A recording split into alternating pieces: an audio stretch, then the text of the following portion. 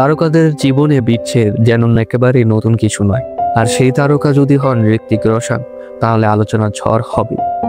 যেভাবে তাদের বিয়ে একসময় বলিউডে সাড়া ফেলেছিল, ঠিক তেমনভাবেই তাদের আলাদা হওয়ার খবরও তৈরি করেছিল শিরোনাম। বিশ্বাস করবেন, এটিই বলিউডের ইতিহাসের সবচেয়ে ব্যয়বহুল বিচ্ছেদ। ঋত্বিক নির্মাতা রাকেশ রোশনের সন্তান, আর সুজান অভিনেতা সঞ্জয় খানের কন্যা। শৈশব থেকেই দুজনের পরিচয়, বন্ধুত্বের সেই সম্পর্ক রূপ নেয় প্রেমে। কারণ প্যার হ্যায় সিনেমাটি মুক্তির আগেই প্রেম চলছিল জমে, আর 4 বছরের সম্পর্ক শেষে 2000 সালের 20 ডিসেম্বরে বাধা পড়েন বিয়ের বন্ধনে। দাম্পত্য জীবনে আসে 2 সন্তান, রিহান ও রিদান। তবে 2010 সালে কাইটস সিনেমাটি শুটিংয়ের সময় থেকেই শোনা যায় তাদের সম্পর্কের নাকি দূরত্ব তৈরি হয়েছে।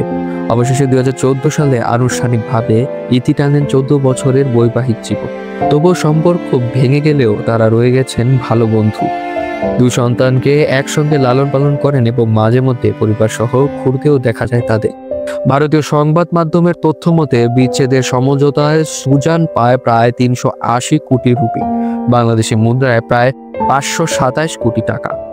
নগদ সম্পত্তি না অন্য কোনো ভাবে কিভাবে এই অর্থ দেওয়া হয়েছিল তা প্রকাশ করা হয়নি।